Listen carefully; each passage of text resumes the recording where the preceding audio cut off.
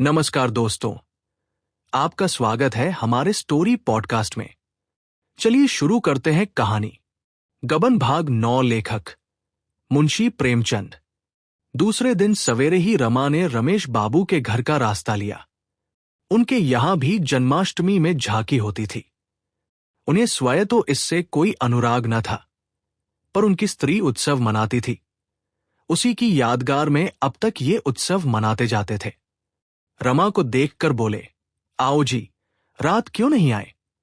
मगर यहां गरीबों के घर क्यों आते? सेठ जी की झांकी कैसे छोड़ देते? खूब बहार रही होगी। रमानाथ, आपकी सी सजावट तो न थी? हां, और सालों से अच्छी थी। कई कथक और वेश्याएं भी आई थी। मैं तो चला आया था, मगर सुना रात भर गाना होता रहा। रमेश, सेठ जी ने तो वचन दिया था कि वेश्याएं न आने पाएंगी। खैर ये क्या किया? इन मूर्खों के हाथों हिंदू धर्म का सर्वनाश हो जाएगा। एक तो वेश्याओं का नाम यो भी बुरा, उस पर ठाकुर अदवारे में। छिए छिए, न जाने इन गधों को कब अक्ल आएगी। रमानाथ, वेश्याएं न हो तो झांकी देखने जाए ही कौन? सभी तो आपकी तरह योगी और तपस्वी नहीं है। रमेश, मेरा वश चले तो मैं कानून से ये दुराचार बंद कर दूं। खैर, फुर्सत हो तो आओ एकाध बाजी हो जाए। रमानाथ, और आया किस लिए हूं? मगर आज आपको मेरे साथ जरा सराफ तक चलना पड़ेगा। यो कई बड़ी बड़ी कोठियों से मेरा परिचय है, मगर आपके रहने से कुछ और ही बात होगी। रमेश, चलने को चला चलूंगा, मगर इस विषय में मैं बिल्कुल कोरा हूं। न कोई चीज बनवाई न खरीदी। तुम्हें क्या कुछ लेना है? रमानाथ, लेना देना क्या है, जरा भावताव देखूंगा। रमेश, मालूम होता है घर में फटकार पड़ी है। रमानाथ, जी बिल्कुल नहीं। वह तो जेवरों का नाम तक नहीं लेती। मैं कभी पूछता भी हूं तो मना करती है, लेकिन अपना कर्तव्य भी तो कुछ है। जब से गहने चोरी चले गए, एक चीज भी नहीं बनी। रमेश, मालूम होता है कमाने का ढंग आ गया। क्यों ना हो, कायस्थ के बच्चे हो। कितने रुपए जोड़ लिए? रमानाथ, रुपए किसके पास हैं, वादे पर लूंगा। रमेश, इस फप्त में न पड़ो। जब तक रुपए हाथ में न हो, बाजार की तरफ जाओ ही मत। गहनों से तो बुढ़े नई बीवियों का दिल खुश किया करते हैं। उन बेचारों के पास गहनों के सिवा होता ही क्या है? जवानों के लिए और बहुत से लटके हैं। यूं मैं चाहूं तो 2-4 हजार का माल दिलवा सकता हूं, मगर भाई कर्ज की लत बुरी है। रमानाथ, मैं 2-3 महीनों में सब रुपए चुका दूंगा। अगर मुझे इसका विश्वास न होता तो मैं जिक्र ही ना करता। रमेश, तो 2-3 महीने और सब्र क्यों नहीं कर जाते? कर्ज से बड़ा पाप दूसरा नहीं, न इससे बड़ी विपत्ति दूसरी है। जहां एक बार धड़का खुला कि तुम आए दिन सराफ की दुकान पर खड़े नजर आओगे। बुरा न मानना, मैं जानता हूं तुम्हारी आमदनी अच्छी है, पर भविष्य के भरोसे पर और चाहे जो काम करो, लेकिन कर्ज कभी मत लो। गहनों का मर्ज न जाने इस दरिद्र देश में कैसे फैल गया। जिन लोगों के भोजन का ठिकाना नहीं, वे भी गहनों के पीछे प्राण देते हैं। हर साल अरबों रुपए केवल सोना चांदी खरीदने में व्यय हो जाते हैं। संसार के और किसी देश में इन धातुओं की इतनी खपत नहीं। तो बात क्या है? उन्नत देशों में धन व्यापार में लगता है, जिससे लोगों की परवरिश होती है और धन बढ़ता है। यहां धन श्रृंगार में खर्च होता है। उसमें उन्नति और उपकार की जो 2 महान शक्तियां हैं, उन दोनों ही का अंत हो जाता है। बस यही समझ लो कि जिस देश के लोग जितने ही मूर्ख होंगे, वहां जेवरों का प्रचार भी उतना ही अधिक होगा। यहां तो खैर नाक कान छिदाकर ही रह जाते हैं, मगर कई ऐसे देश भी हैं जहां होंठ छेद कर लोग गहने पहनते हैं।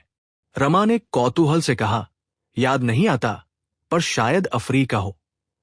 हमें यह सुनकर अचंभा होता है, लेकिन अन्य देश वालों के लिए नाक कान का छिदना कुछ कम अचंभे की बात न होगी। रमेश, बुरा मरज है, बहुत ही बुरा। वह धन जो भोजन में खर्च होना चाहिए, बाल बच्चों का पेट काटकर गहनों की भेंट कर दिया जाता है। बच्चों को दूध न मिले न सही, घी की गंध तक उनकी नाक में न पहुंचे न सही, मेवों और फलों के दर्शन उन्हें न हो कोई परवाह नहीं। पर देवी जी गहने जरूर पहनेंगी और स्वामी जी गहने जरूर बनवाएंगे। 10-10, 20-20 रुपए पाने वाले क्लर्कों को देखता हूं, जो सड़ी हुई कोठरियों में पशुओं की भांति जीवन काटते हैं, जिन्हें सवेरे का जलपान तक मयस्सर नहीं होता, उन पर भी गहनों की सनक सवार रहती है। इस प्रथा से हमारा सर्वनाश होता जा रहा है। मैं तो कहता हूं, ये गुलामी पराधीनता से कहीं बढ़कर है। इसके कारण हमारा कितना आत्मिक, नैतिक, दैहिक, आर्थिक और धार्मिक पतन हो रहा है, इसका अनुमान ब्रह्मा भी नहीं कर सकते। रमानाथ, मैं तो समझता हूं, ऐसा कोई भी देश नहीं जहां स्त्रियां गहने न पहनती हों। क्या यूरोप में गहनों का रिवाज नहीं है? रमेश, तो तुम्हारा देश यूरोप तो नहीं है। वहां के लोग धनी हैं, वो धन लुटाए, उन्हें शोभा देता है। हम दरिद्र हैं, हमारी कमाई का एक पैसा भी फिजूल न खर्च होना चाहिए। रमेश बाबू इस वाद विवाद में शतरंज भूल गए। छुट्टी का दिन था ही, 2-4 मिलने वाले और आ गए। रमानाथ चुपके से खिसक आया। इस बहस में एक बात ऐसी थी जो उसके दिल में बैठ गई। उधार गहने लेने का विचार उसके मन से निकल गया। कहीं वह जल्दी रुपया न चुका सका तो कितनी बड़ी बदनामी होगी। सराफ तक गया अवश्य, पर किसी दुकान में जाने का साहस न हुआ।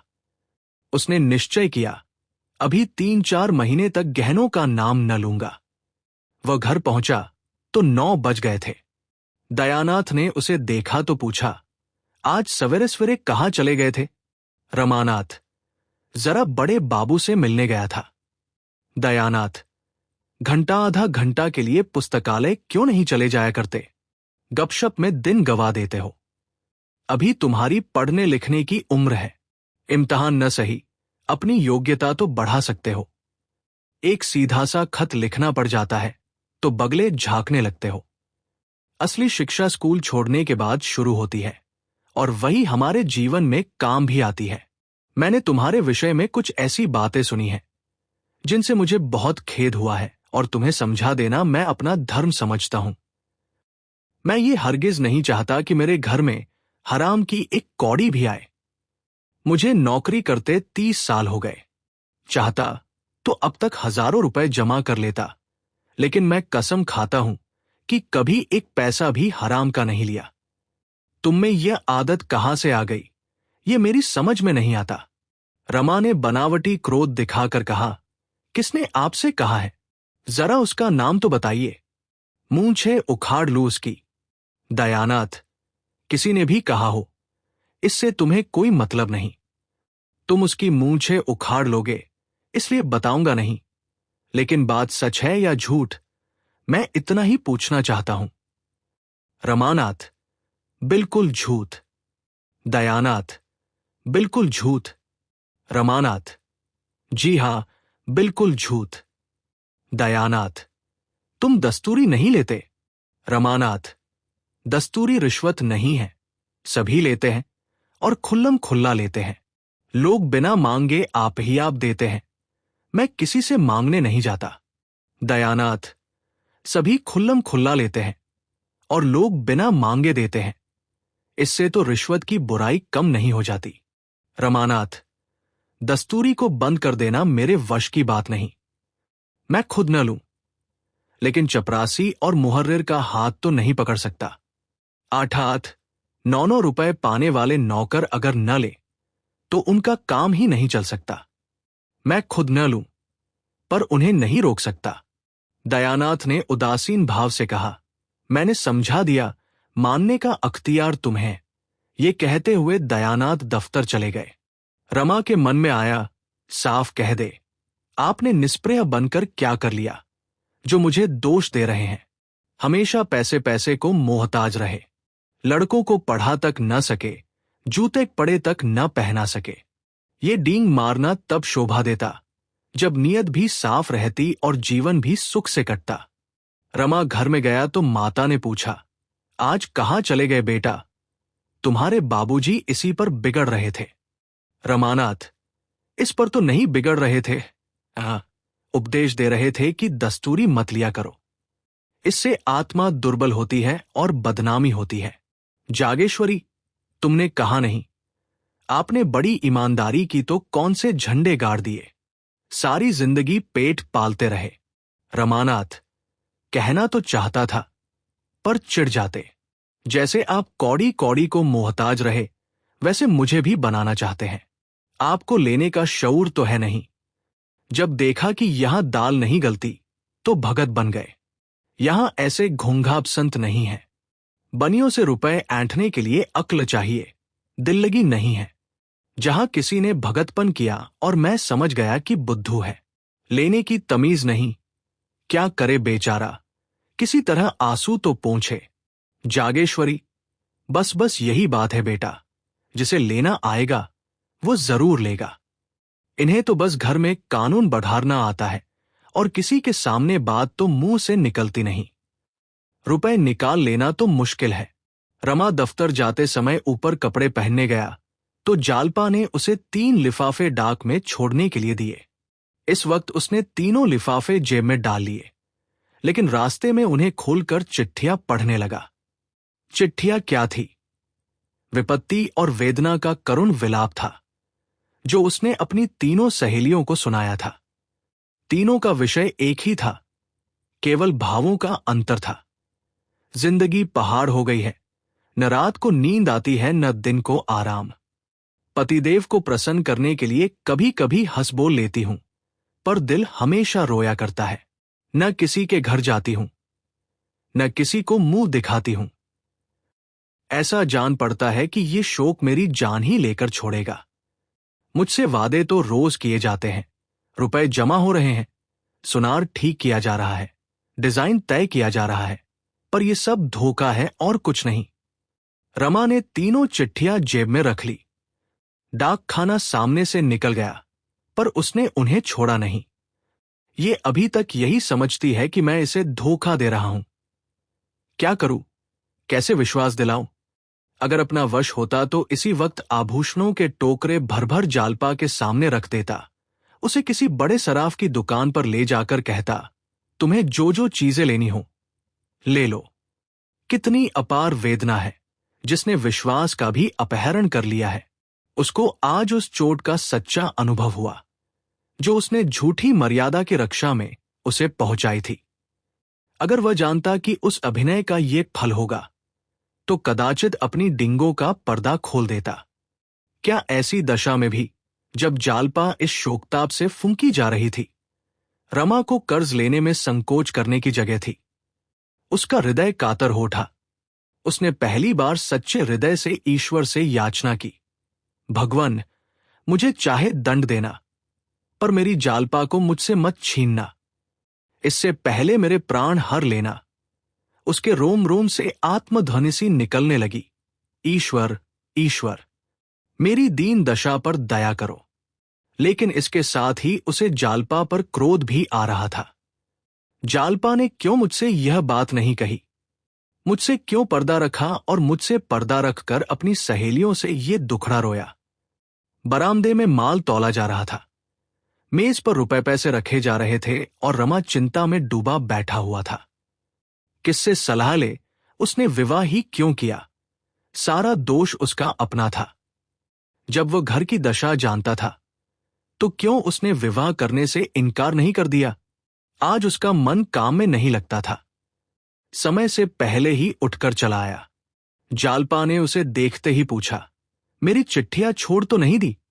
रमा ने बहाना किया, अरे इनकी तो याद ही नहीं रही, जेब में पड़ी रह गई। जालपा, ये बहुत अच्छा हुआ, लाओ, मुझे दे दो, अब न भेजूंगी। रमानाथ, क्यों? कल भेज दूंगा। जालपा, नहीं, अब मुझे भेजना ही नहीं है। कुछ ऐसी बातें लिख गई थी जो मुझे न लिखनी चाहिए थी। अगर तुमने छोड़ दी होती तो मुझे दुख होता। मैंने तुम्हारी निंदा की थी। ये कहकर वह मुस्कुराई। रमानाथ, जो बुरा है, दगाबाज है, धूर्त है, उसकी निंदा होनी ही चाहिए। जालपा ने व्यग्र होकर पूछा, तुमने चिट्ठियां पढ़ ली क्या? रमा ने निर्दोष भाव से कहा, हाँ, ये कोई अक्षम्य अपराध है। जालपा कातर स्वर में बोली, तब तो तुम मुझसे बहुत नाराज होगे। आंसुओं के आवेग से जालपा की आवाज रुक गई। उसका सिर झुक गया और झुकी हुई आंखों से आंसुओं की बूंदें आंचल पर गिरने लगी। एक क्षण में उसने स्वर को संभाल कर कहा, मुझसे बड़ा भारी अपराध हुआ है। जो चाहे सजा दो, पर मुझसे अप्रसन्न मत हो। ईश्वर जानते हैं, तुम्हारे जाने के बाद मुझे कितना दुख हुआ। मेरी कलम से न जाने कैसे ऐसी बातें निकल गई। जालपा जानती थी कि रमा को आभूषणों की चिंता मुझसे कम नहीं है, लेकिन मित्रों से अपनी व्यथा कहते समय हम बहुधा अपना दुख बढ़ाकर कहते हैं। जो बातें पर्दे की समझी जाती है, उनकी चर्चा करने से एक तरह का अपनापन जाहिर होता है। हमारे मित्र समझते हैं कि ये हमसे जरा भी दुराव नहीं रखता और उन्हें हमसे सहानुभूति हो जाती है। अपनापन दिखाने की यह आदत औरतों में कुछ अधिक होती है। रमा जालपा के आंसू पोंछते हुए बोला, मैं तुमसे अप्रसन्न नहीं हूं। प्रिय, अप्रसन्न होने की तो कोई बात ही नहीं है। आशा का विलंब ही दुराशा है। क्या मैं इतना नहीं जानता? अगर तुमने मुझे मना न कर दिया होता तो अब तक मैंने किसी न किसी तरह दो एक चीजें अवश्य ही बनवा दी होती। मुझसे भूल यही हुई कि तुमसे सलाह ली। ये तो वैसा ही है जैसे मेहमान को पूछ पूछ कर भोजन दिया जाए। उस वक्त मुझे यह ध्यान न रहा कि संकोच में आदमी इच्छा होने पर भी नहीं करता है। ईश्वर ने चाहा तो तुम्हें बहुत दिनों तक इंतजार न करना पड़ेगा। जालपा ने सशंकित नजरों से देखकर कहा, तो क्या उधार लाओगे? रमानाथ, हां, उधार लाने में कोई हर्ज नहीं है। जब सूद नहीं देना है तो जैसे नकद वैसे उधार। ऋण से दुनिया का काम चलता है। कौन ऋण नहीं लेता? हाथ में रुपया आ जाने से अलल्लेत लल्ले खर्च हो जाते हैं। कर्ज सिर पर सवार रहेगा तो उसकी चिंता हाथ रोके रहेगी। जालपा, मैं तुम्हें चिंता में नहीं डालना चाहती। अब मैं भूलकर भी गहनों का नाम न लूंगी। रमानाथ, नाम तो तुमने कभी नहीं लिया, लेकिन तुम्हारे नाम न लेने से मेरे कर्तव्य का अंत तो नहीं हो जाता। तुम कर्ज से व्यर्थ इतना डरती हो। रुपए जमा होने के इंतजार में बैठा रहूंगा तो शायद कभी ना जमा होंगे। इसी तरह लेते देते साल में 3-4 चीजें बन जाएंगी। जालपा, मगर पहले कोई छोटी सी चीज लाना। रमानाथ, ऐसा तो करूंगा ही। रमा बाजार चला तो खूब अंधेरा हो गया था। दिन रहते जाता तो संभव था मित्रों में से किसी की निगाह उस पर पड़ जाती। मुंशी दयानाथ ही देख लेते। वह इस मामले को गुप्त ही रखना चाहता था।